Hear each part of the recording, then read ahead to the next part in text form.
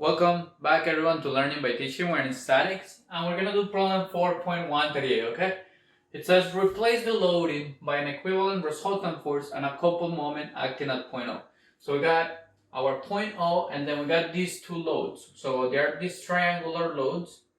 Now they're both the same size and same pounds per feet, okay? So basically all of these two guys are the same but in opposite direction.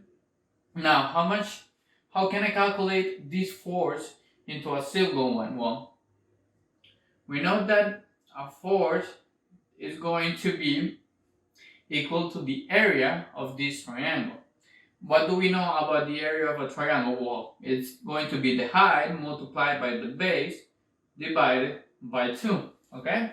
So if we follow this, these forces should be equal to the height, which is this 50 pounds per feet. So we got 50 pounds per feet multiplied by my base, which is 9 feet. So we got 9 feet. All this divided by 2. Okay? Now, these forces, these triangular forces, are going to be equal to 50 times 9, that gives me 450 divided by 2, that gives me 225 pounds, okay? So, these forces can be represented by a single one with a big magnitude of 225 pounds. And same for this one, but in the opposite direction with a magnitude of 225 pounds. Okay? Now, the question now is, where are these guys located? So, where is this force applied when we transform it from a loading, area loading, into a single force load? Okay? So, in order to find where this force distribution is laying down, so I'm gonna explain it with this triangle over here, is that we have a total length, right? Now, the force is going to be applied if we take it from the big side, so from the tall side, all the way until the force is going to be 1/3 of this whole length.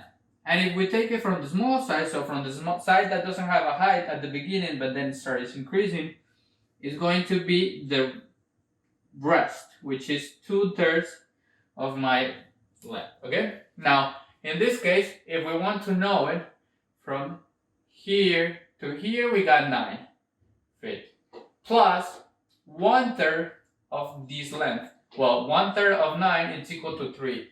So from here to here we got 3 feet, okay? Now,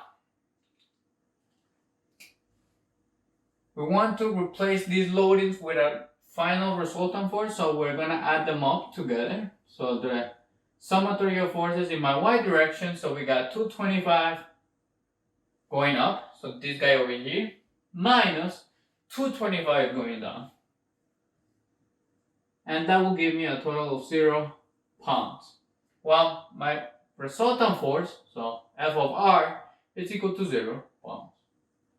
So we're good in that. Now, what about the moment? Because we also need to take into account the moment that this loading we're producing. Well, since these two forces are the same, we can apply the coupled moment. And what we know about a coupled moment is that the summatory of the moment with respect to that axis, in this case at point O, is going to be the magnitude of those forces, which is 225, multiplied by the distance between these two guys. Well, if for this guy, these were 3 feet apart, well, for this guy, it was also 3 feet from this big side all the way until the force is concentrated. So we got a total distance of 6 feet, okay? Now, which direction is this moment applying? Well, we can consider like we're driving in a wheel and we have our force going up on the right side and a force going down on the left side. So it's like if we were driving and we were rotating our wheel counterclockwise, okay? So it's going like this.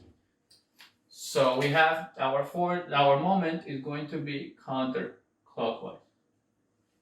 Now, if we check that out with the calculator, we get 225 multiplied by 6 is equal to 1,350. 1,350 pounds per feet. So we found our moment. Let's not forget the direction, which is counterclockwise. And we found our resultant force. Thank you guys for watching. If you guys have any questions or any comments, just post it down below and I'll see you guys in the next video.